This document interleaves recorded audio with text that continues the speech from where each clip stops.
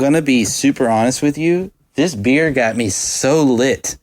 And like Really? halfway through the podcast, I'm like, what is the alcohol content? And I pick up the beer and it's 12%. I'm like, shit. Oh, I'm going to put that in the intro then. Spoiler alert, Kevin's lit. Oh, man.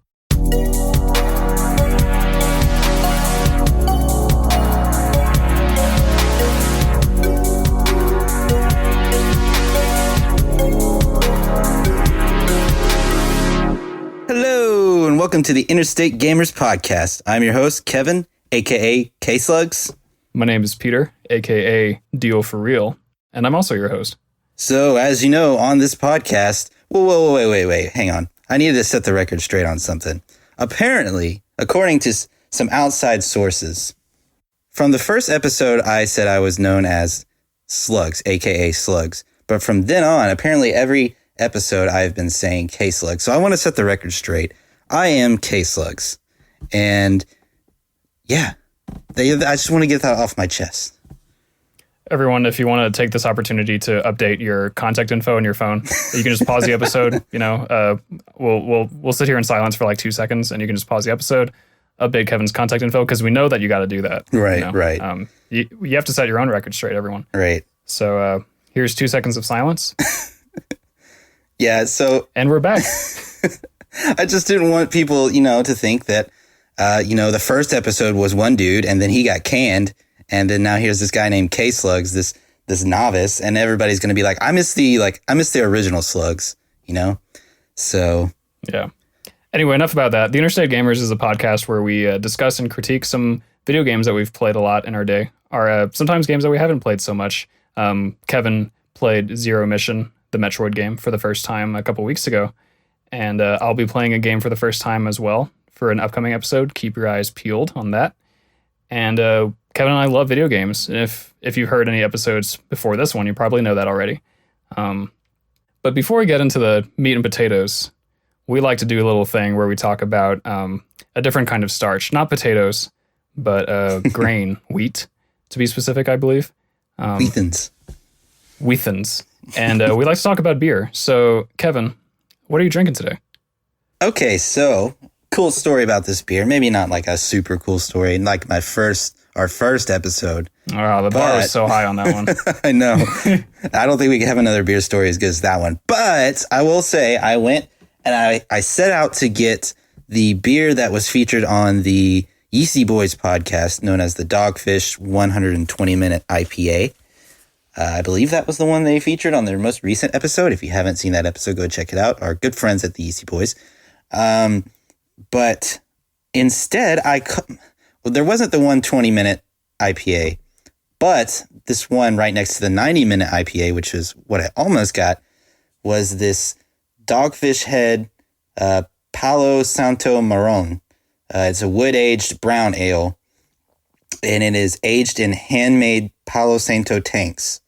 So I was like, oh, I got to get me some barrel-aged beer, basically, because I love my barrel-aged beer. So I went and got this beer, and spoilers, it tastes amazing.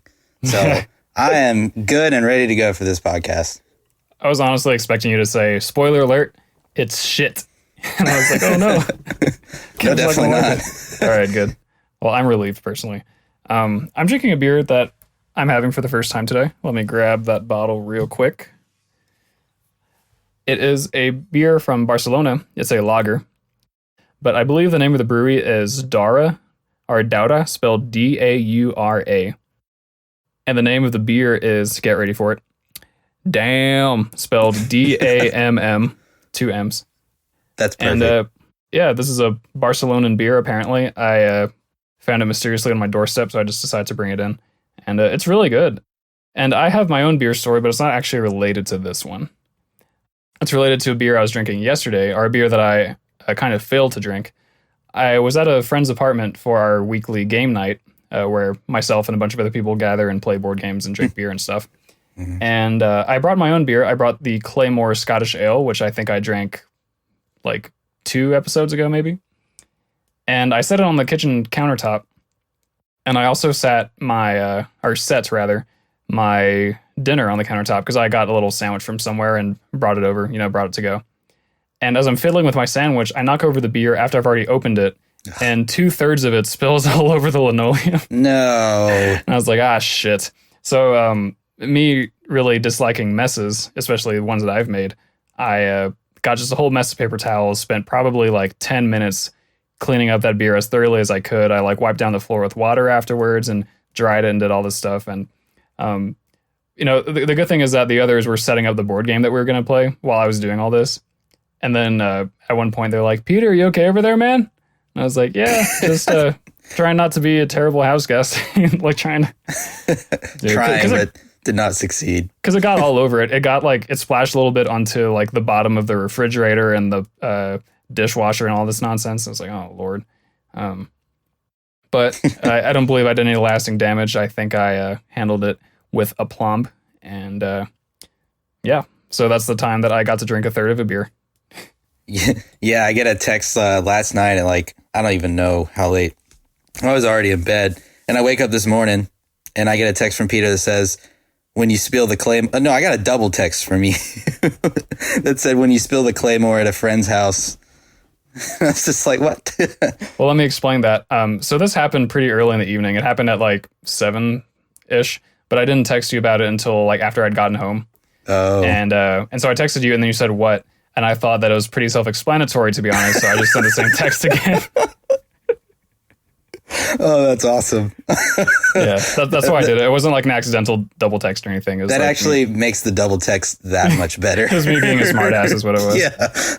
Yeah, I love it. All right. Well, shall we talk about this week's game? Yeah, if you don't mind, I'll give it a little bit of introduction. This is a game that is a world-renowned classic, I would say, and I think that few, if any, would disagree with that. It's a game that's defined or refined a genre. It's a game that has a strong legacy that lives on today, and this game, for the Super Nintendo, is Super Mario World.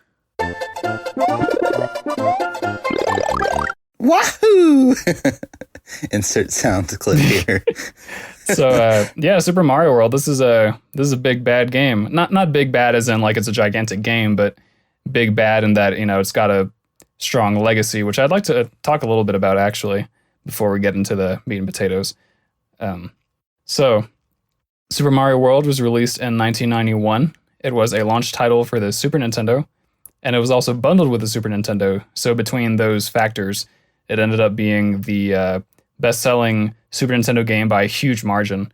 It sold 20 million copies, including the bundles. I believe the second place game in terms of sales for that console was Donkey Kong Country, which is another great game, but that one only sold 9 million. And compare that to the 20 million of this game, that just blows out the water. Holy cow, that's a lot of games. Yeah. The game was remade for the Game Boy Advance in 2002, which is something that I'll talk a little bit about because that's the version of the game that I currently have in my possession.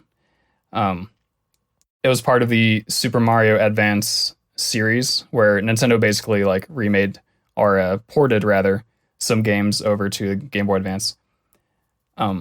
But the reason I mentioned the legacy of this game is that it's a game that still has a huge presence in gaming in general today, I would say. It has a really strong speedrunning community. It was included as a skin, I suppose, in Super Mario Maker, which is a wildly popular Wii U game. Love that game.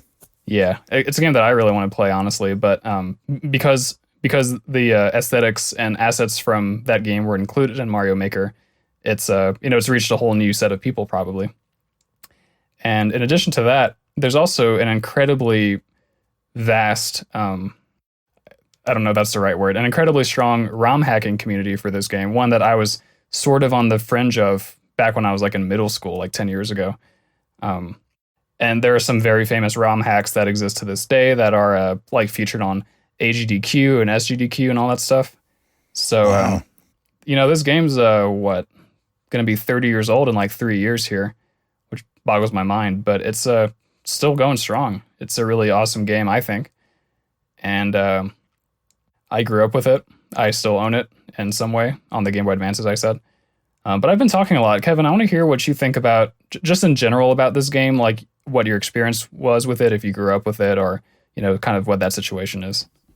Well, I actually don't have a ton of experience with the game. Obviously, I've played Mario and different Mario games, but I never could decipher which was which, and for a long time. I want to say I've played this one on my aunt used to have a Super Nintendo, and I would go over there and play it. I think I played this one at her house, and I remember it was a very challenging game, at least when I was a young kid. And coming back and playing it with my girlfriend Katie, it was pretty fun. It's actually still very challenging, honestly. It's not easy, at least compared to... I'll be doing a lot of comparisons from this one to Super Mario Bros., the original, as that is one Katie and I have played extensively. And so you'll see a lot of comparisons there, but I did do a lot of research on the differences between them, so I don't get ahead of, or speak ahead of myself there. But yeah, I don't have like a super amazing history with this game, but I do know its importance in history, and I do know what all it brought to the table. And I think everyone's in a treat if they either revisit this game or play it for the first time, because maybe somehow they didn't play it after, how many sales did it have? 20 mil. 20 million. I don't know how you missed out on that, but if you did, we're here for you. Here at the Interstate Gamers Support Group, we provide a caring atmosphere for people who have not played amazing games. Yes. So it sounds to me a little bit like this is sort of a similar situation that you had in our last episode with Metroid Zero Mission and Metroid Fusion, where you had played a very similar game, or games that are pretty similar, but they do have their differences. And so even if you don't have a whole lot of experience with the game we're reviewing on the show, you have strong reference points. Right, exactly. Yeah. Cool. Well, hopefully next episode will be the one that is a game that I've played for more or less the first time. I need to get on that after we're done recording this. So that way you don't have to be the one doing all the new stuff. Oh man, but I can't say that I hate it though. I've still had a lot of fun playing all these different video games, and I just got a Switch also, so that's been like, I've been playing tons of new video games, and I'm just having the time of my life over here. Yeah. And you've been joining our friend Chris on streams as well. And, yes. You and I and Chris have all been playing our own little Pokemon Nuzlocks. So yeah, we've been doing a fair amount of gaming lately. It's been pretty good. Yeah. Well, let's delve right into it, man. I'm excited to get started on this. Super Mario World and its gameplay. What do you got for me? Go. Well, I got a lot, but I'm going to start off in the general sense, and we can start narrowing it down from there, get into the nitty gritty. So this is the Mario game that I've played the most by far out of any of them. So I'm not going to be referring to other games as like a huge reference point, but one thing that I can talk about is the immediate predecessor to this game, which was Super Mario Bros. 3 for the Nintendo. And that game, I would say, is kind of up there with this game in terms of legacy and like all-time greatest Mario games. People really love Super Mario Bros. 3. And for good reason, it's a great game. But I kind of want to preface the gameplay section by saying that this game, Super Mario World, didn't really introduce so much new stuff in terms of gameplay. Rather, I think it refined mechanics and ideas that Super Mario Bros. 3 brought to the table a few years earlier for the Nintendo Entertainment System. So I think that's something important to keep in mind. Like, maybe it wasn't super revolutionary, this game was, but it was a refinement, and I think that's part of what makes it so great, in my opinion. If I may interject, yeah, go for it. I actually have something on the contrary to that point that you just mentioned. Oh. So I actually think this game was very innovative because this is Yoshi's first game, man. This is like Yoshi's first appearance. Well, yeah, but Yoshi's like a dumb dinosaur, and like a dumb dinosaur. No, I'm just kidding. Don't kill me. No, that's actually that's my very next bullet point. So I'm glad that you brought it up. So yeah, go ahead and tell me about Yoshi.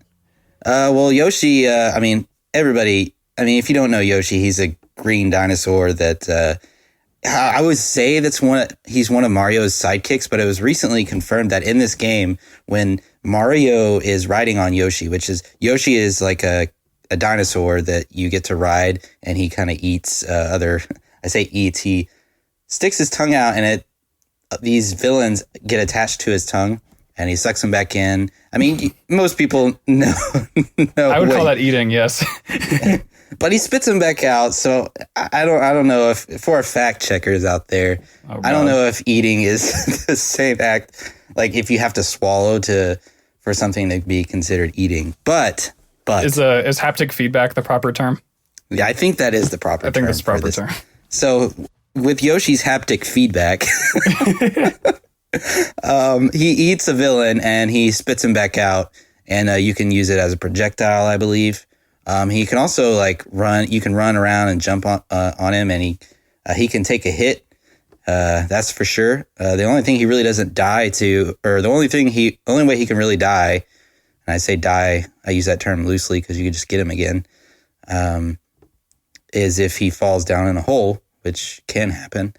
Mario is known to have a lot of holes, but yeah. So that's Yoshi's first appearance in here, and or in Nintendo, and he gets his own games after that, and he's in a lot of other Nintendo titles like Mario Kart and Super Smash Bros. And so if you're not familiar with Yoshi, you really need to be.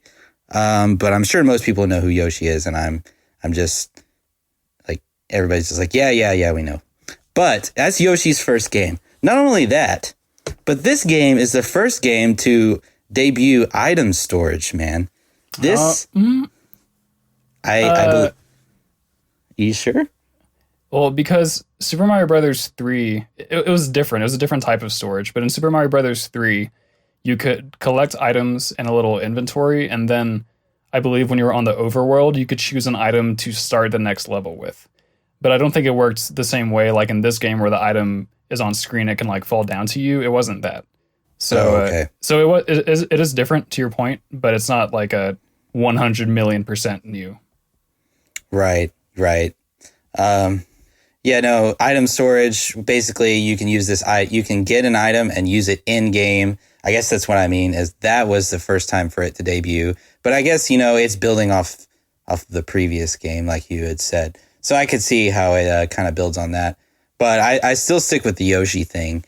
And not only that, it doesn't, I haven't played Super Mario Bros. 3 too much to know too much about the game, but I want to say Super Mario World introduced a lot of different villains, such as, I don't know if he's in 3, so don't crucify me, but yes, Bowser is in 3.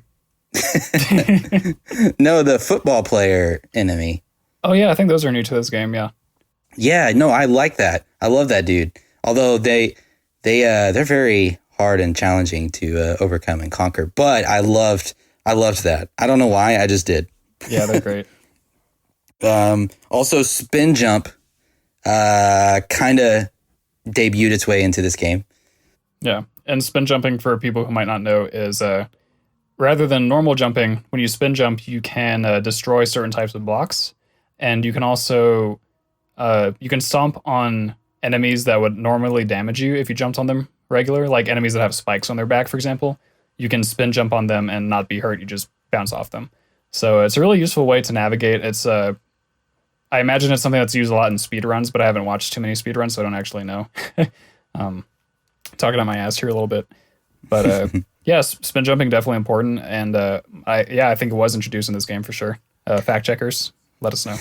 So, as you can see, there was quite a bit of innovation that came with this game, and it being so popular. So that was one of my biggest points on gameplay, was that it kind of tried to introduce some new techniques, some new characters more than anything, into the game, and make the game a little more diverse and have a little bit more variety that kind of built upon what they already had in place. So I think it was just this perfect upgrade of Super Mario Bros. 3, where it was just like a major enhancement in every good way. I would say so, yeah. And that kind of segues nicely into something I wanted to talk about. You mentioned this game having a little more variety in some ways than the previous. And one place where I think that really shines is on the overworld. In Super Mario Brothers 3, every region does have its own little overworld, but they're not really interconnected, I don't think. I think basically each one has like an entrance and an exit to where you travel between them. But in this game, it's one huge overworld with little sub-overworlds that are, part of the environment. For example, one of them is Vanilla Caverns, Vanilla something or other. It's the cave section. And, you can enter that section of the overworld map via an entrance on like the main overworld. So it's kind of a little built-in area. They have the Forest of Illusion, which is its own little secluded area. They have the Valley of Bowser, which is like hidden underwater basically. And it's this crazy cave area with all these hard levels. But it really does feel like you're part of a bigger world, true to the name of the game, actually, now that I think about it. Yeah. But it's really fun to traverse, and you get treated to a lot of fun little scenery and animations while you're out in the overworld. And it makes it just kind of fun to hang out there, Not like you're going to sit there for minutes exploring. It's not really that kind of game. But, it's a really cool thing to do in between levels. Yeah. And I feel like that's, obviously, given the name, that's one of the points that the developers wanted to drive home and kind of resonate with people who play the game. Hey, this is Mario's freaking world. Like, this is this is what Mario lives in. This yeah. Actually, on that same topic, there was one thing between Super Mario Brothers 3 and this game that I think some people might call like a downgrade or backtracking a little bit. And that is that in Super Mario Brothers 3, on the overworld, there were some places like shops, for example, where you could go and buy items, which kind of goes back to our item storage point from earlier. And there are also things kind of like random encounters, but not totally random. Sometimes a Hammer Bros, or a Hammer Bro, would spawn somewhere on the map, and if your path intersected with theirs, then you'd have to fight them, and like a little mini game sort of thing. And those two types of things, like stores, the idea of stores and also the idea of like overworld encounters, those don't occur in this game. So I could see some people not really liking that fact. But for me personally, it doesn't really detract from it. In fact, I kind of prefer the more streamlined experience where like all you have are levels and that's it, really. It's very simple. And yeah, that's kind of the end of that train of thought. I wonder what the developers like thought process behind that was, because I guarantee you they probably considered it. I'm sure they did. Yeah, they probably wanted to make it feel just more like, hey, you're in Mario's world, man. Like, this is... They wanted to put a lot of emphasis and focus on the world that you're in. And yeah, I guess they felt like including random encounters on there might have been... would detract too much from Mario's world. I don't know. That's my guess, but I don't know. I think that would make sense. Have you played a significant amount of the new Super Mario Brothers games, like on the Wii or the DS or stuff like that? Yes. Katie and I purchased New Super Mario Bros. 2. And Katie has pretty much gone to town on that game and beaten it. Yeah, we've played a lot of that game, and that game is super fun as well. Yeah. The reason I bring it up is because I think those games have a more SMB3 style to the overworlds, where they do have shops and they do have encounters and things. Yes. And the worlds are not really like all interconnected so much as it's, world 1, then world 2, then world 3. Yeah, they each feel like their own subsections, I should say. So you'll have like an ice world, or you'll have like a fire world, or like just a normal one or a ghost one. Like, yeah, it's not as like streamlined as Super Mario World in itself, where it's just you feel like you're in one big world and they all interconnect to each other. So that is one unique thing that Super Mario World did bring to the table, and I think is a fantastic element to this game. Yeah. I'm curious if you have any opinions on the items in this game. Okay, Cape Mario may be one that I have. I thought Cape Mario was a little awkward. He's kind of hard to use. But I'm also comparing this to Tanuki Mario from the new Super Mario Bros. 2 games. Or you can use Tanuki Mario in there, but I don't think Tanuki Mario debuted in that game. But that is the first time I used Tanuki Mario. And Tanuki Mario, which is hard to say. I feel is much easier to use than Cape Mario. Cape Mario, you just feel like you're going all over the place. But it is a neat feature, and that one, I don't know. What do you think? I actually agree with you. I've played this game enough to where I've gotten the hang of the cape pretty well. So although I don't have trouble using it, but I definitely did for a very long time. Like it took me a long time to get the timing down on everything. But the angle I'm kind of coming from is that I think that the cape is too strong, personally. I find that it makes it really easy to like skip through huge sections of levels, if not entire levels. And there are ways to prevent people from doing that. Like you can put obstacles in the sky that make it, difficult or impossible to fly through like that. But I don't think as a game designer, I would want to have to do that. Like I wouldn't want to throw obstacles in the air for the sake of impeding a flying Mario. That's kind of like ugly and kind of not really an elegant solution to something. One of the reasons I think that Tanuki Mario is a little bit better is that rather than flying through the whole level and like going for as long as you want, I believe you just ascend up to a certain height and then you descend, right? Like you can't keep flying forever. You have to come down eventually. Yeah. You reach like an apex. So if you run say an opposite direction and then you come back and you run as fast as you can, as long as you have a straight line, like run, and you reach a certain point where you can't run anymore or run any faster, I should say. I don't know if it's any faster, but you build up this meter, and then when you jump, that's when you can fly. And so then you'll begin your ascent, and you kind of can reach this apex where you can't go any higher. But that is really high. Like you could ideally reach the ceiling pretty easily. But when you come back down, you can slow your descent. Yes. Yeah, but the general gist of what I'm saying is that with the Tanuki, you have to go up and then come down. Whereas with the cape, you can keep flying horizontally, and you can gain height as well forever until you end the level or until something gets in your way. Seriously? Yeah. I thought you can go through the entire level like that. Interesting. I had a lot of trouble with it. I couldn't figure out the mechanic, but maybe, with a little time I could master it. I think it would be pretty cool to figure out how that worked. Go back and figure out how that worked. But interesting comparison between Cape Mario and Tanuki Mario.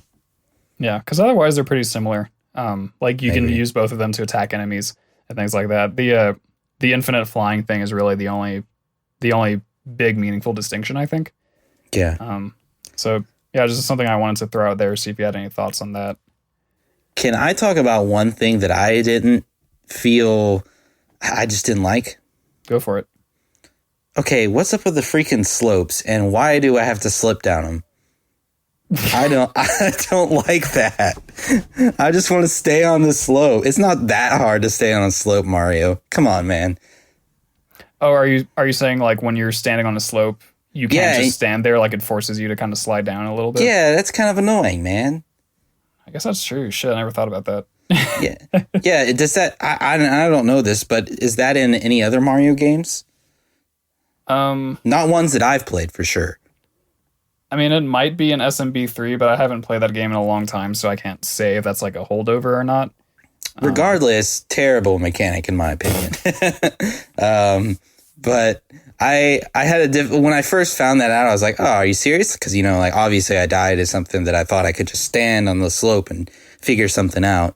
But it's kind of annoying because you just have to stay where you want to stay. And there are issues with that because it's like, okay, I need to be in this location, but it's trying to freaking slip me down and hit me. So I don't know. I found that a little bit annoying. In terms of gameplay, those were one of the things that I didn't like. Yeah, I don't usually find myself having to stand in one spot for any amount of time on a slope, but maybe that's like differences in play styles. And I think that if the game has a mechanic that's preventing you from doing the play style you want, that's probably not a good thing. Right. So I certainly see where you're coming from. Another thing I thought was weird.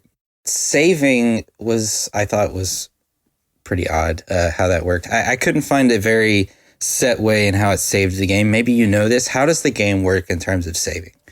You are prompted to save after you do any of the following, unless I'm mistaken.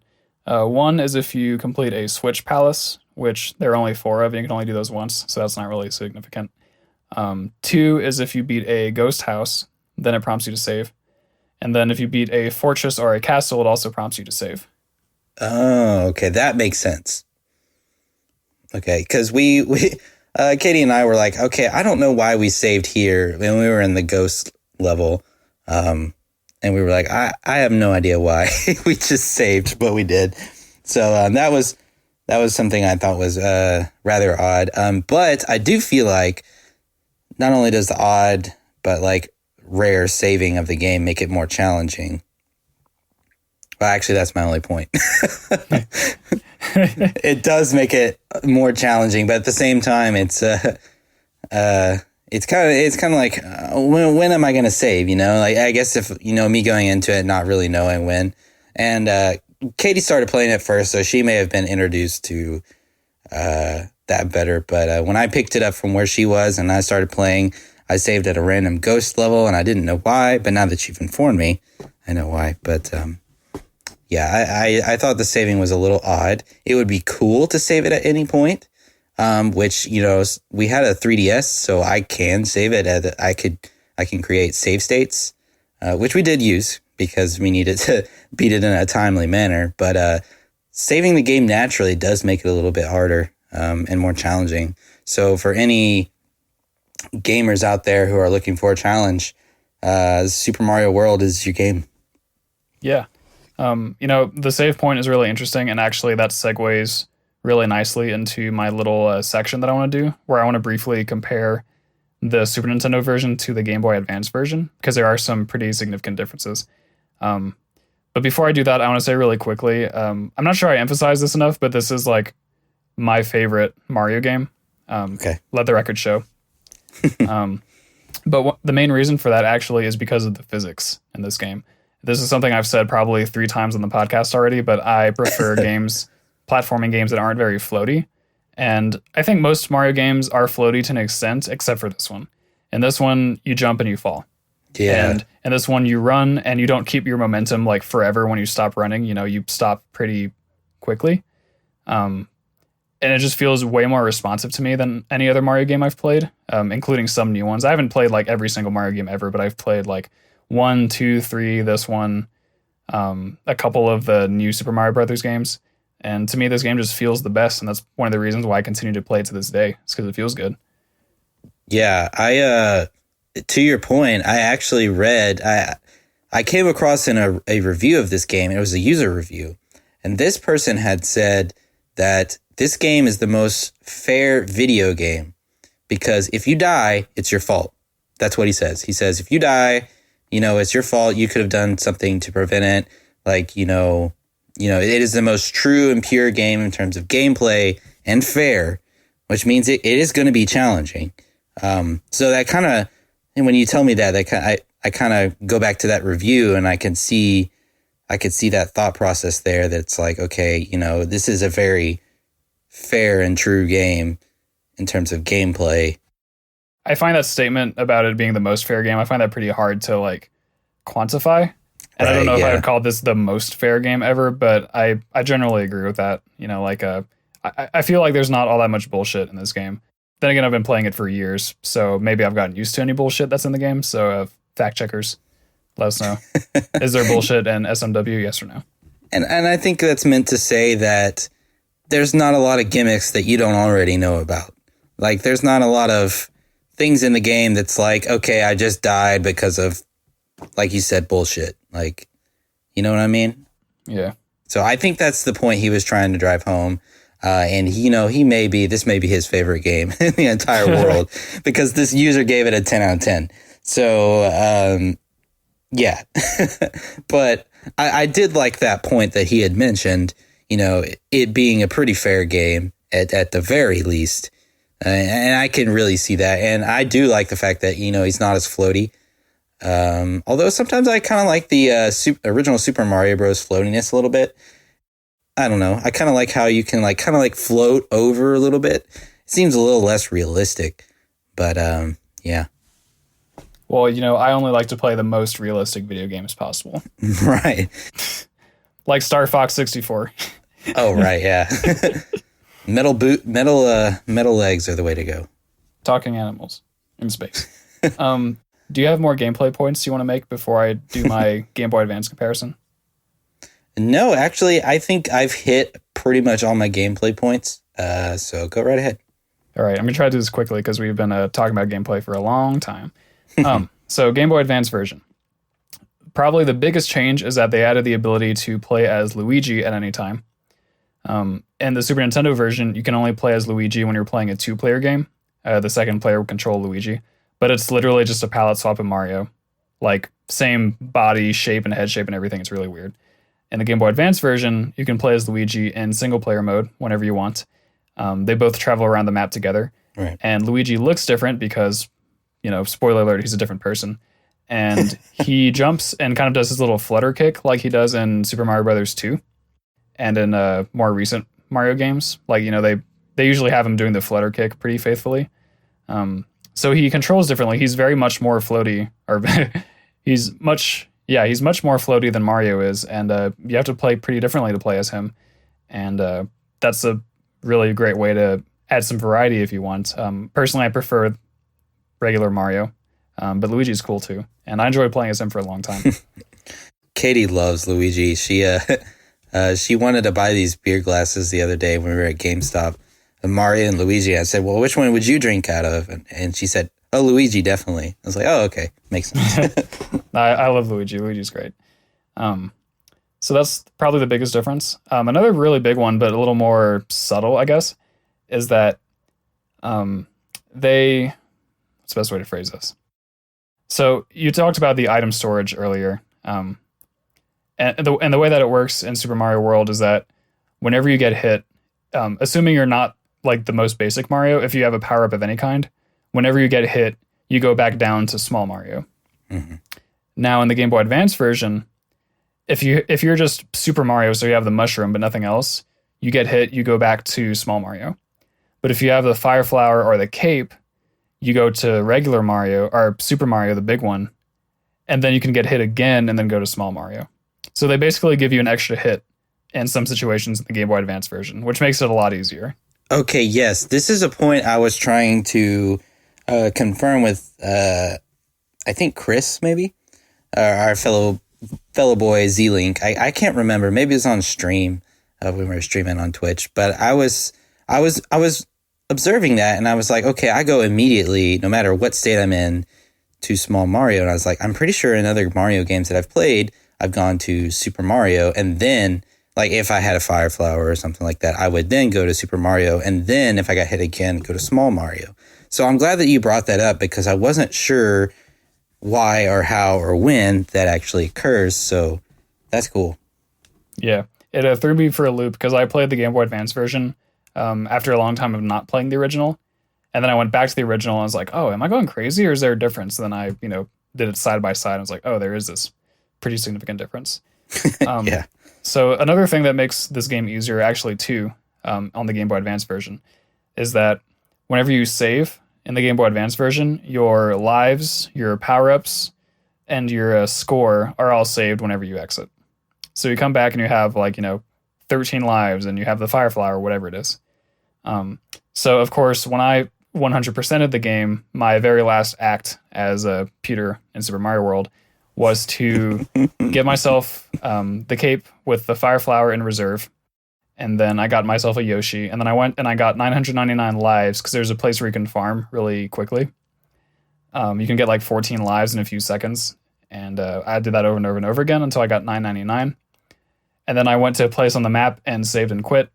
And so I have my beautiful little immaculate save file with everything maxed out and all that stuff. Can't do that on the Super Nintendo version.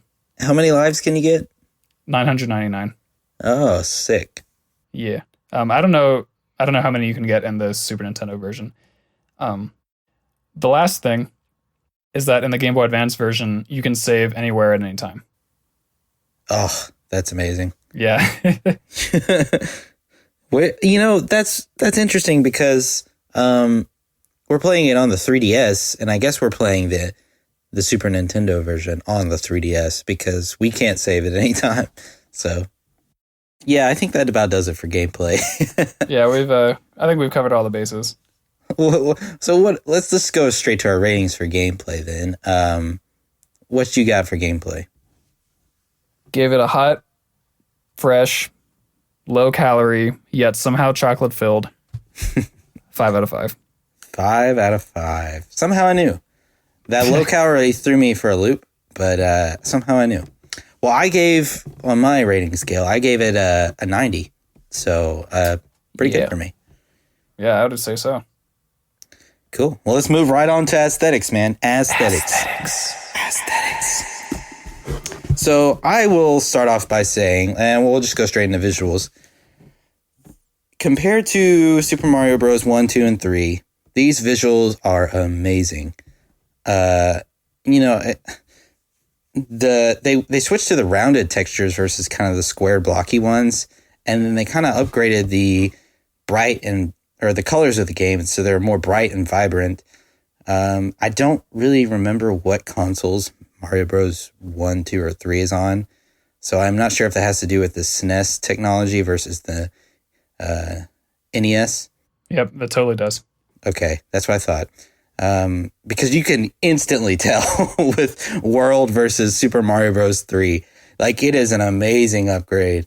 And it looks so fresh and so clean. It took me a little bit to get used to the different kind of style than the original Super Mario Bros. And I've kind of played the new Super Mario Bros. 2. So between those two styles, I had to kind of get into this one because it's more unique than all the other Super Mario Bros. Out there in terms of its style. But it's definitely really bright and vibrant compared to the earlier ones in the series. And I think it's really amazing. So especially when they finally got rounded textures in there. So kudos to them on that. Yeah, I love the visual style of this game in general. It's definitely extremely colorful, very cartoony. Not that Mario games are ever realistic, really, except for maybe like parts of Odyssey. But I think that one thing that's really strong about this game from the visual standpoint is how, I don't know what the best way to phrase this is. I feel like I say that a lot on this podcast. The game is very easy to read.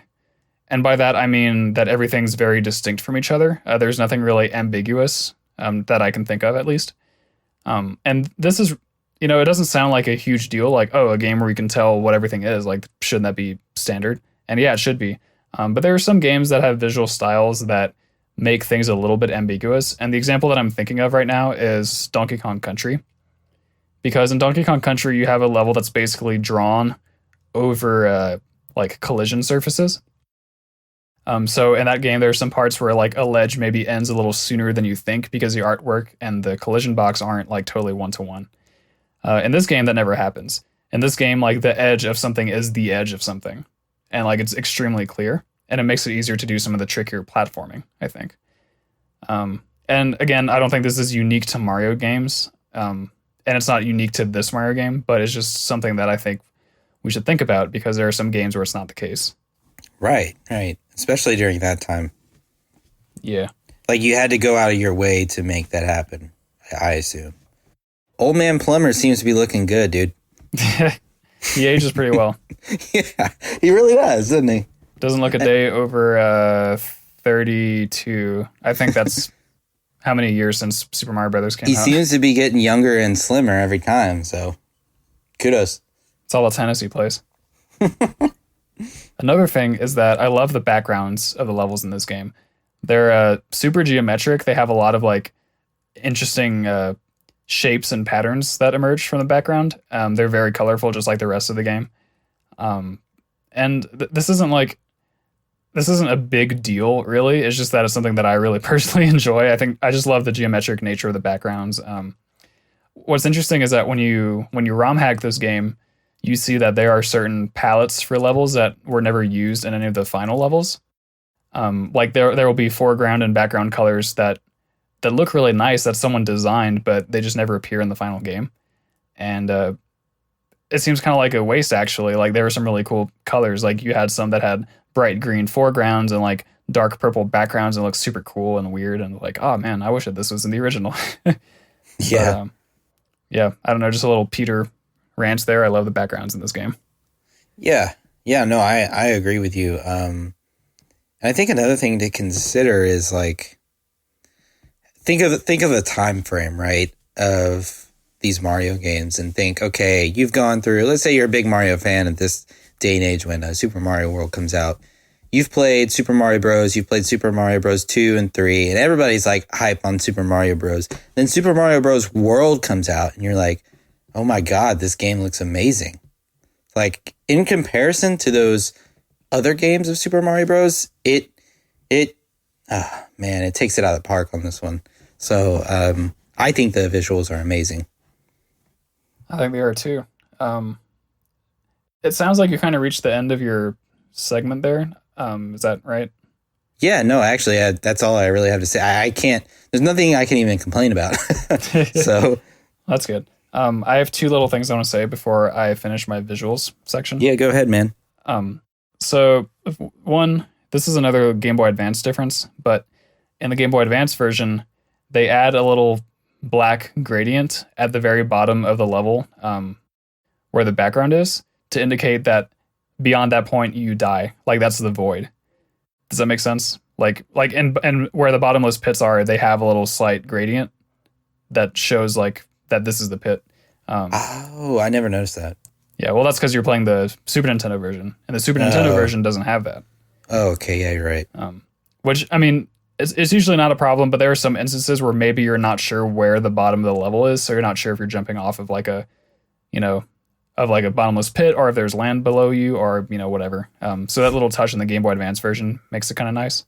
Yeah, just a little like quality of life thing. But one thing that's pretty significant, and I don't know if you got to this point in the game, but if you complete the special world, which is the last like hidden world in this game, then you unlock alternate sprites and alternate color palettes for some of the characters in some of the overworld. Did you see that? I did not. We didn't get that far. We've been trying, but it's been a struggle. Yeah. So whenever you complete the special world, you are teleported back to the beginning of the regular overworld on Yoshi's Island. And everything, instead of being like bright grass green, it all turns kind of an autumn orange color, which is really cool. Oh, that's really cool. The Koopas, they turn to these weird like upright Koopas that have Mario masks on them. Like you're gonna have to look this up because it's hard to describe. But they're basically like, they look like big Mario bobbleheads, but their shells are the heads. And like when you jump on them, the little Koopa comes out of its shell, but the shell is like a Mario head. It's really weird. What? That's amazing. Yeah, the piranha plants turn into like these jack-o'-lantern looking things, which is weird. The bullet bills turn into these birds, which is actually really funny. Yeah, a bunch of weird little things happen, and it's really interesting and like really goofy. I mean, I can tell from your reaction that you find it funny. Like, just wait till you see it or play it. Yeah, no, for real. I guess the only thing is I wish that I could kind of toggle it on and off, because once you beat the special world and you get these new visuals, you can't do it. You can't change it back. Oh, yeah, that kind of sucks. Which like makes sense, because back in the day, I don't think people were all that worried about, customization for the most part. Right. I mean, hell, you couldn't even save the game whenever you wanted. Why would you be able to like revert the visuals? Right. But yeah, so that's kind of a fun thing that has a tiny, tiny little downside for me of not being able to undo it. Yeah. Yeah, I mean, I kind of agree with you, but, like you said, that day and age, they probably figured, who's going to complain about that? Yeah. Not some asshole like 20 years from now. Yeah. Yeah. Well, sweet, dude. Yeah, that's it for me. Okay, cool. That's it for me. That's a quote from Emperor's New Groove, for those who like that movie. Anyway, I gave... do you want to get in the ratings? Yeah. I gave visuals a 5 out of 5. I knew it.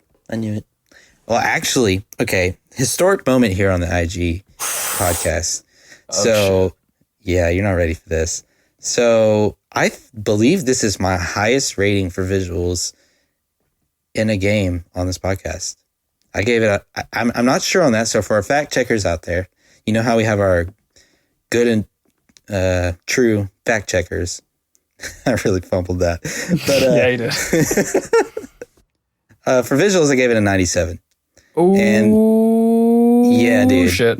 That's pretty up there for me. And I thought my reasoning behind that is, okay, like I said earlier, Mario Bros. 1, 2, and 3, and you got to think, okay, that's your reference for what Mario is at that point in time. Then you get to Super Mario World, you have to think that game looks amazing. So I think a 97 is a very good rating for visuals. I totally agree. Sweet. Okay, well, moving on to audio. I will start off on this one. I don't have much to say other than you have your classic catchy Mario tunes that we all know and love. Katie and I found ourselves humming and whistling to this to all these different songs or tunes, I should say, of Mario, and we just get it stuck in our heads all day. So I really enjoyed the tunes in this game, and the nuanced sounds from like the spin jump or just like jumping on things like the Yeah. So I mean, just the sounds are great too. I mean, honestly, the aesthetics in this game, I completely was in love with the aesthetics of this game, especially for what it was at the time. They're just outright amazing, man. Yeah. And we keep saying, for the time, but I think all this stuff holds up really well to this day, and that's why people still play it. Yeah, even to this day. You're right. To this very moment. Yeah, the audio is really excellent, I think. The tunes are insanely catchy. My mom actually would start humming them like way back in the day. She would hear my brother and I playing this game for hours, and she would start humming dun, dun, dun, dun, dun, like, so that's a testament to that for sure. If my mom gets into it, then you know that the game's got catchy music. Yeah, you know it's real. Sound effects, super fun, super satisfying. I love the little smack sound whenever you spin jump off something. It's like, or it's like, whatever. It's like a slap. I know what you're talking about. That really actually is sick.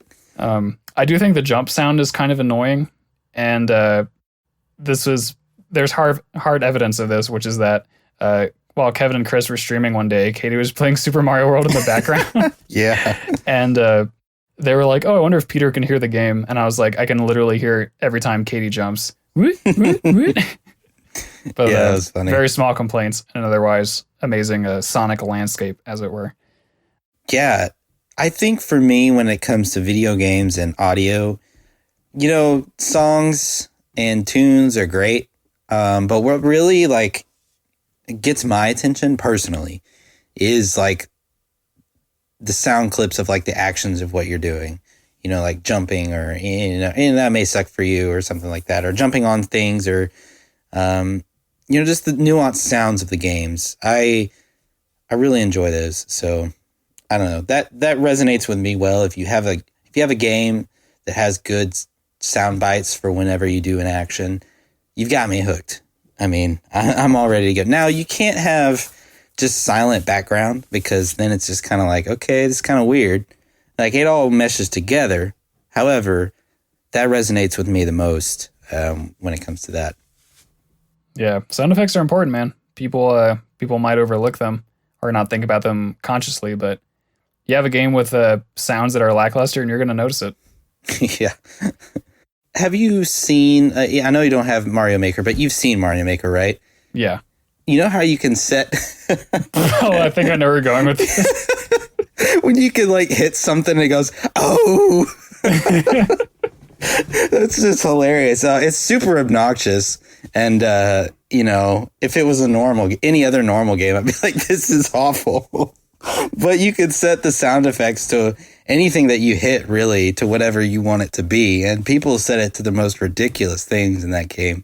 And it's just cracks me up.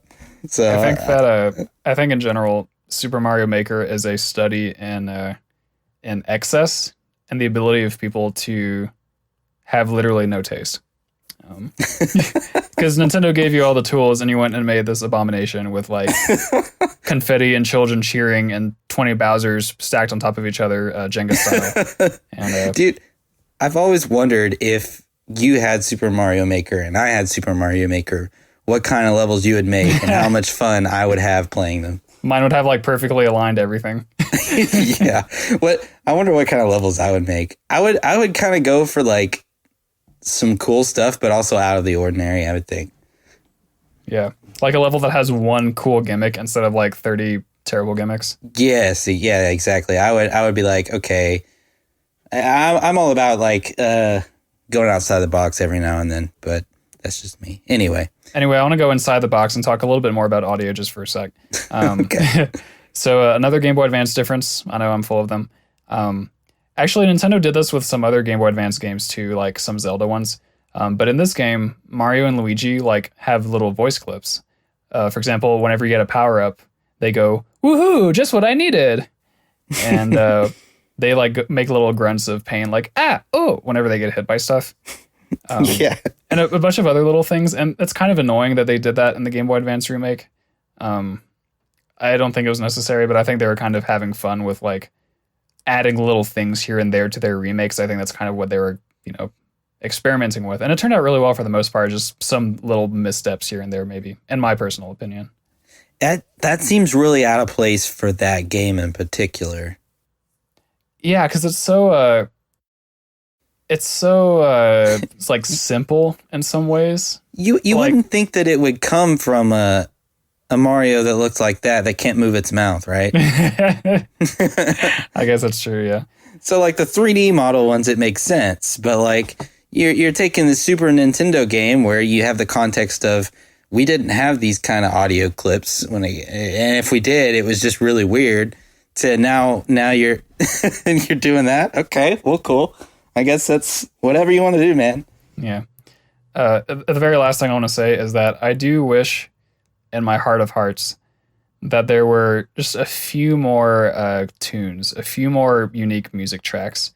I think the music in this game is amazing, and I don't think it... I've never really been bothered by there being a relatively small number of tunes, but like, as I'm thinking of stuff to critique it on, I think maybe there could be a few more themes, like for the typical outdoor levels, or maybe like one more cave theme, rather than the solitary single cave theme that they have currently.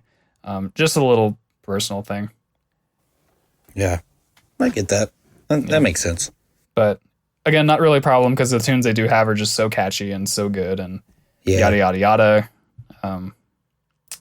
Yeah, I love it.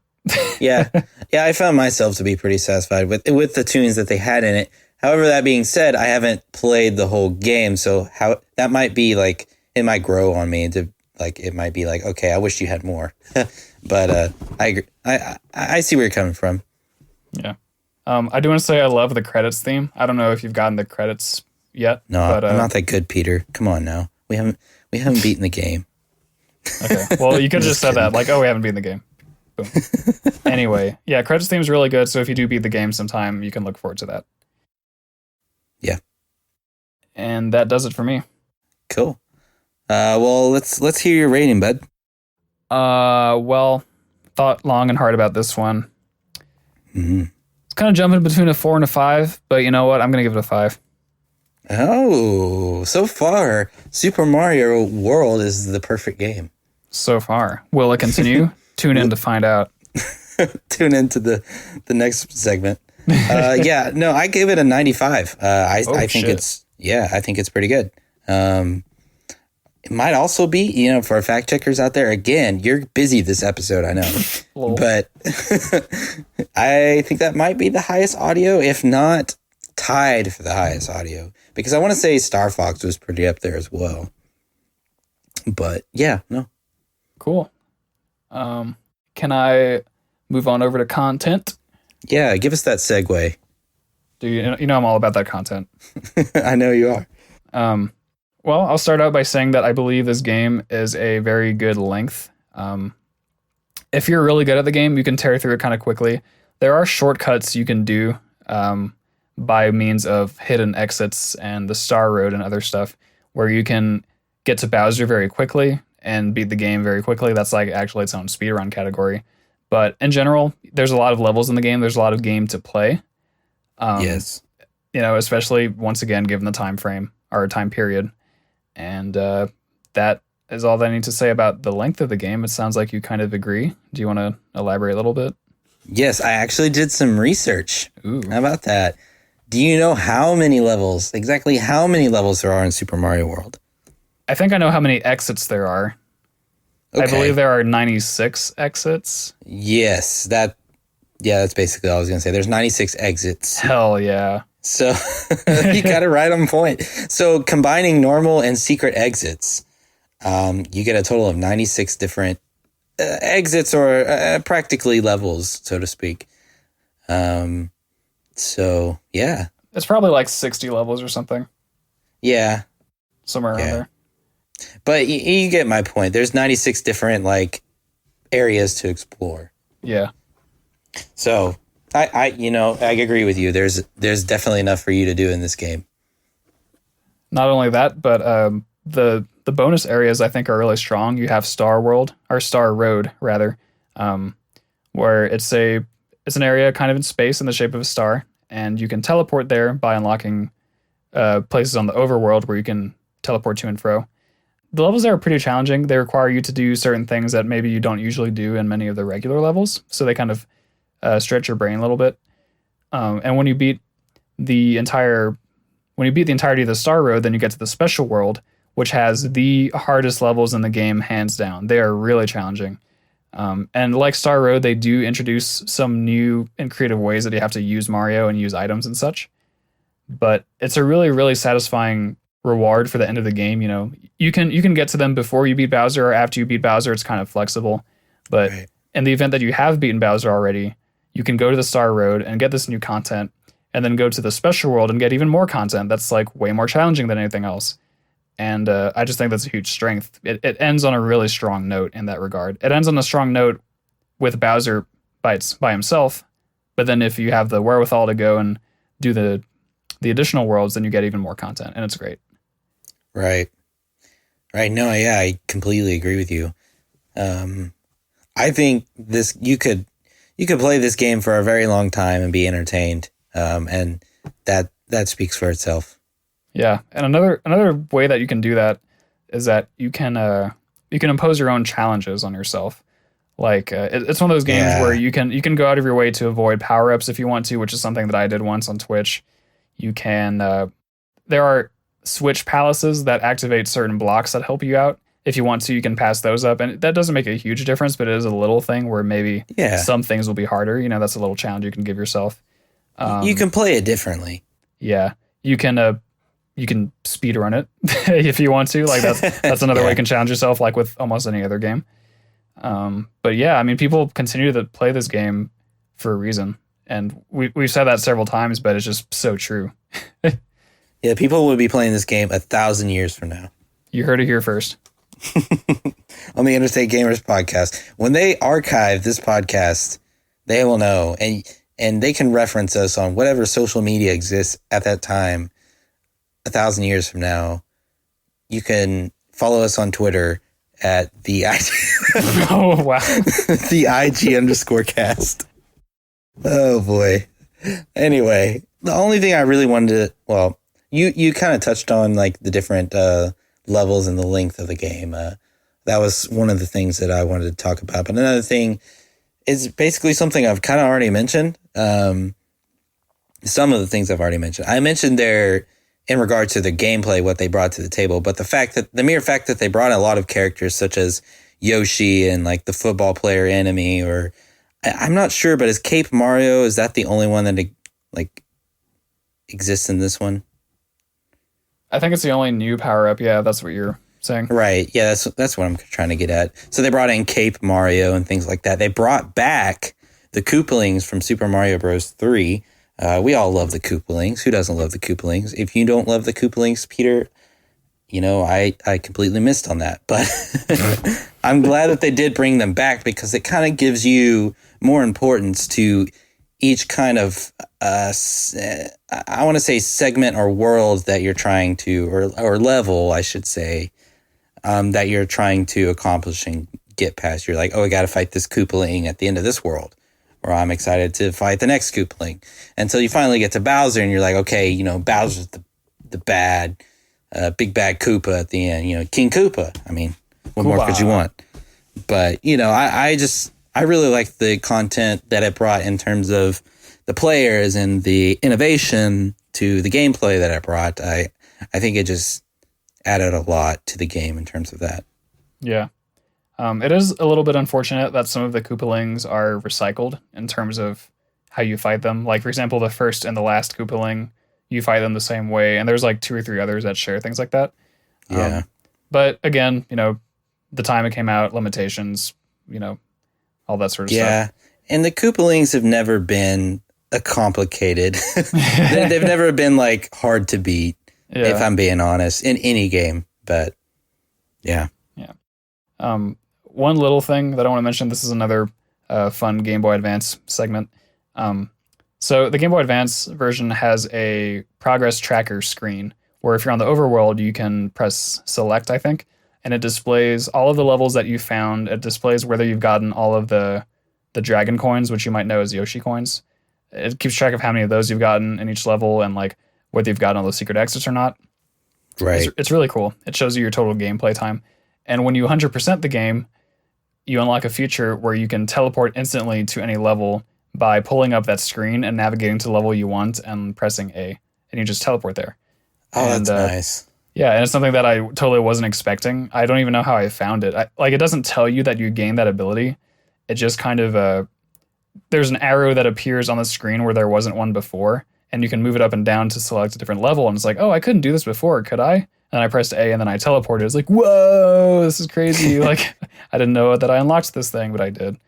And just another fun little quality of life thing that the Game Boy Advance port did. Yeah, and that's something you have mentioned for other games that you wish it had, such as Star Fox. You have mentioned several times that you wish you had like a kind of, you could go back and replay some of these levels. So yeah, it's not exactly the same thing. And I don't think I have to explain why, but yeah, like it makes it easier to go back and play the parts of the game that you want to play, for sure. Right, yeah. Cool. Well, that does it for me. Does it for me too. Pretty short content section, I think, compared to most of them. Yeah, and I think a lot of this game is gameplay, in my opinion. Yeah. But yeah, so content, I'm just going to go ahead and give it to you, man. I gave it a 92. Well, Kevin, it's funny you say that. Actually, it's not really funny. Makes perfect sense. Totally. It's funny that it's not funny. I gave it 5 out of 5. Oh, shoot. This is 100? This is 100. It's that young 20. It's the 2020 vision, man. That 2020 vision. Yeah. Dang. That is the first ever perfect score from you. And I was about to give it a 4 on audio. But the only real complaints I had there was that I wanted a few more tracks. But I thought about it and I was like, nah, that doesn't really matter like a whole 20% worth, you know? Yeah. Also, kind of a silly reason to say this, but I kind of wanted to give this game a perfect rating. Because I really do feel like that it's that good of a game. I really do. Oh, okay. Well, cool. Hey, if you feel that way, man, why not? But I'm just throwing this out there. 4.5 still on the table. No, man. Can't do it. Cannot do it. Okay. Well, I gave it a 92. So let me we all kind of know what your overall score is by now, but yeah. Let's kind of gather mine up here. So I got 90 for gameplay. Aesthetics, if you combine visuals and audio, is a 96, and then content is a 92. This brings my overall score to a 92.67, which means this game rounds up to a 93 for me. Which means that between both of us, it rounds up to a 96.5, I think, right? Let's see, 90. Yeah, I think so. Yeah. So for our fact check. Okay, enough of that. I'm just kidding. Oh, boy. Yeah, so cool. That's actually, where does that rank? I didn't check. I think that's probably our number 1. Oh, we have a new number 1. Is Star Fox dethroned? I think Star Fox has been usurped. Oh, dang. Super Mario Bros. World has dethroned Star Fox at the number 1 game. You heard it here first. So we'll have more games to review, and so definitely look out for that. So we'll see if any games can dethrone this game. So you'll have to stay tuned in for that. But I believe now that brings us to our most important part of the podcast, right? I agree, yeah. The quick attack section. So, as you guys know, the quick attack section is kind of like a buy or sell. I ask Peter buy or sell questions and or the guests on the show, which we don't have any guests this time. But I asked them questions about gaming news and if they would buy or sell this kind of news. Basically, you can think of this section, if it helps any, as me being a little baby in my high chair at the table. And Kevin is just spoon feeding me news, little tidbits, little tiny bites of gaming news. And if I like it, I go, yee! And if I dislike it, I spit it out on the floor. I think that's a very good... It's actually not a bad analogy. Oh, please, we need to post like a picture of like your face and like Photoshop like a baby in a high chair. Anyway. What are the words this time, Kev? This week is smash or pass. Fun fact, I once went to a Melee tournament called Smash Till You Pass. Oh, where was that at? Just some guy's house here in Denver. Oh, I didn't know if it was in Denver or AZ. Yeah, in DNV. Two very different places, if y'all didn't know. Yeah. Let's get on to it. Get on to the quick attack section. Okay, so Fortnite. Oh, God damn it. I'm just kidding. I even put that in my notes to even start out with that. Oh, you fucker.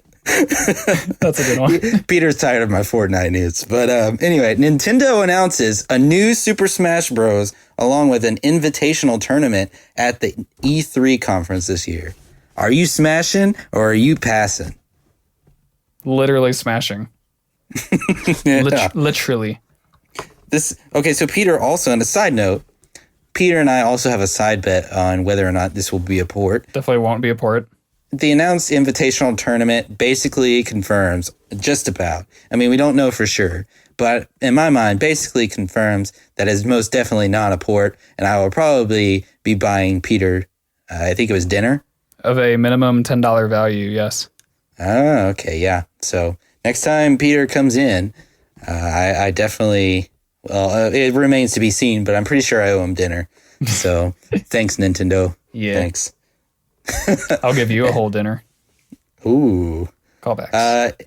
In related news, and I say related to this podcast, Nintendo officially states that Mario is in fact still a plumber after changing the description on his Nintendo profile page, which stated that he was a plumber long ago, meaning that he is still a plumber. Either that or he has regained his position as a plumber.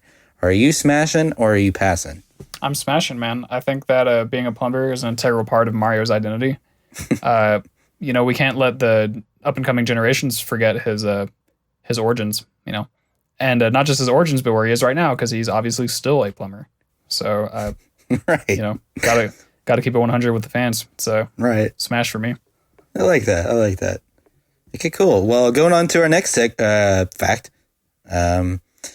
Ark is coming to the Switch. We all know Ark. Ark is the game. It's the dinosaur survival game where you can just kind of build whatever you want and also tame dinosaurs. And that's coming to the Switch. So are you smashing or are you passing that? Smashing, dude. I look forward to eventually TM getting a Switch and being able to play Ark, hopefully, because I've seen you play it a long time ago and it looked really fun.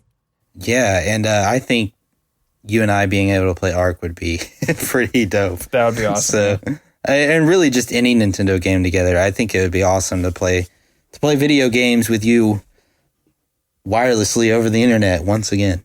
Yeah. Okay, so next fact, Bethesda announces a press conference at E3. Are you smashing or you passing? I say press conference. Not all gaming companies do this, and Bethesda doesn't do this every year, although they have been doing it a lot in recent years. their press conference is basically a standalone Bethesda conference instead. Like, like Microsoft does their own press conference. Bethesda will be hosting their own press conference. So, there's likely to be big news at this press conference. So are you smashing or are you passing? Smashing, I guess. I'm not really invested into Bethesda because I just never really played their games. But I know that a lot of people will be excited. I feel like you probably would be excited too, huh? Oh, definitely. Yeah. I just hope it's something to get us excited about. And, and I guess I'm putting my own takes on this, but it seems like last press conference, there wasn't much to say, I guess, other than they were putting some things on the Switch like Skyrim. I would be hyped for Fallout 4 on Skyrim. That would be amazing. Oh, wait. On Skyrim. That would be amazing, actually. Yeah, that would be amazing. But Fallout 4 on the Switch would also be amazing. So I and that's like something I want at the very least. Don't know if it's going to happen, but that is something I want to happen out of it. Now, if they're going to announce a new Elder Scrolls also, I'm game for that as well. So, yeah. So our last fact, and I think our most interesting one, is going to throw you for a loop. So here we go. According to the original developers, Sonic the Hedgehog was intended to be a World War II fighter pilot, and the developers showed the original documents to prove it at the 2018 Game Developer Conference. Sonic, or they actually called him the Human Hedgehog. And his nickname, it was actually human. His nickname was Hedgehog, and he was obsessed with flying his plane at unknown speeds, and he had like a pilot's jacket, and his hair stood straight up, which is why they call him Hedgehog. So are you kind of smashing, or are you passing like this little tidbit of information that you now know about the origins of Sonic? I might have to get back to you next time we record, because it's probably going to take me that long to process this information. Isn't that crazy? Sonic the Hedgehog was originally a human World War II fighter pilot nicknamed the Human Hedgehog because of his hair. Right. All right. That's not batshit insane at all. And then think of what he's become now. Isn't that crazy? Actually, I was thinking about this as you were saying that fact. I wonder if the kind of pilot aspects of the Human Hedgehog kind of became Tails a little bit, because Tails is very much like the tinkerer and the mechanic and builds things. And I know that flying something isn't the same as building it, but right. I wonder if that's maybe related. In the article, they made sure to mention that it was not clear of the inspirations behind Tails and Knuckles and some of the other characters, but you can kind of obviously see a little bit of that in Tails, as he has, I think, those goggles. Does he have goggles?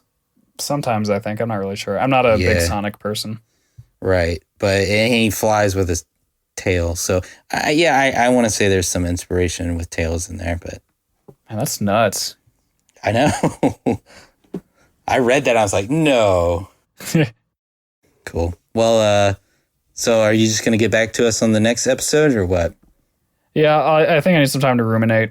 So I'll do that. Okay. Ruminate, contemplate, constipate. All right. So literally the very next word you hear on the next podcast will be Peter's answer. It'll be smash or pass. And that's it. It opens up the next episode. It's like smash. Dun, dun, dun, dun. Yeah. All right, we're doing that now. All right. I need to write down a note to remind me. Yeah, I'll make sure to remind you. All right. So that does do it for our quick attack section. I thought that was a very cool quick attack section. Yeah. This week. It's full of a lot of good news and one very bizarro piece of news. So. Yeah. Who knew, Sonic? Who knew? No Fortnite, praise the Lord. I actually could have done Fortnite news because there actually was a very interesting development. And you don't have to do this, but it came to mobile, so I guess as everybody. Yeah, I thought that was interesting. But I wasn't going to do that to you, so. Yeah. All right. Well, anyway, I'm going to go ahead and do the closing out stuff. Guys, if you are a fan of the show, or even if you're not a fan, go ahead and follow us. If you're not a fan, please go and follow us on social media. We are at Twitter, at the IG_cast. Where we have a Facebook page at the Interstate Gamers. Just search it. We'll be there. Although I think Kevin's most active on Twitter, so if you want the most fun little updates, then definitely follow us there. We are on Apple Podcasts. We are on Google Play. We are on Spotify. We are, that's it actually, I think. Our cool website that Kevin threw together with help from Simplecast, our host, is at theinterstategamers.review. Very cool domain. Go ahead and go there if you want to see where you can find us. That's kind of the hub, I would say. Like, if you go to theinterstategamers.review, that would be the best or the easiest jumping off point for anything else you might want to catch us on. So definitely go ahead, check us out there. And follow us elsewhere as you see fit. As usual, I want to plug the Yeasty Boys. They're a great podcast. We love them. They love us. It's a very nice relationship we have. I want to plug For Pod's Sake, another group of three fellows who talk about cool things. Fun group to hang out with in the podcast sort of sense. I also want to tell the listeners about a different podcast this time, if I may, very quickly. Yeah. So this is a podcast that is much more popular than any of the other ones, including our own. So they don't really need the boost, but I just want to tell people about it because I like it. It's a podcast called Still Buffering. The title doesn't really have anything to do with the content, so I'm sorry. But in Still Buffering, there are three girls, three women, I guess. Two of them are in their 30s. And the third one is a teenager, like probably just about graduating high school by this point. They're all sisters. Oh. So there's a pretty big age gap there. And they talk about the different ways that culture and school and everything has changed in the time that the older two sisters grew up and the time that the youngest sisters are growing up now. It's really interesting, especially for me since I'm male and they're female, so I get to hear about the female perspective. But also because I sort of grew up, as did you, in between those two generations. Because, like, you know, we're not in our 30s, we're not in our teens, we're in our 20s. And it's kind of fun seeing, like, who I identify with the most at any given point. Usually I find myself understanding more of the older siblings' viewpoint. So I guess maybe things have just changed a lot between then and now. But yeah, Still Buffering. It's a great time. They talk about some cool things. You might get a little nostalgic for the middle school or high school days, or maybe not, depending on your experience and how old you are now. But yeah, really fun, heartwarming podcast. They're a good bunch. That's cool. Yeah. I think that's really interesting. I'll have to check that out myself. One thing I do want to kind of backtrack a little bit. You can also find out our individual ratings for each game, which I feel like is pretty important for this podcast. Oh, yeah, actually, good point. So tinyurl.com / IG ratings. IG ratings. Okay. I didn't know if there was a "the" in there because I know you don't like the "the." It's grown on me. It's grown on you? Okay, good. Because it's kind of really grown on me. But we are the Interstate Gamers. You can find us. We're super accessible, as Peter's already mentioned. So you can find us everywhere. But we definitely enjoyed bringing this episode to you guys. And can't wait to bring you another one in the next 2 weeks. Yep, if all goes well. If all goes well. All right, well, yeah. Thanks again, guys, for listening. And until next time. Wait. Oh, wait, I've already done that one. Oh, well. Yeah, baby. We've already done that one, too, probably like 3 times. Body armor. I'm running out of Streets 112 quotes. All right, guys. Go listen to Streets 112, and we'll see you next time. Peace out. Peace.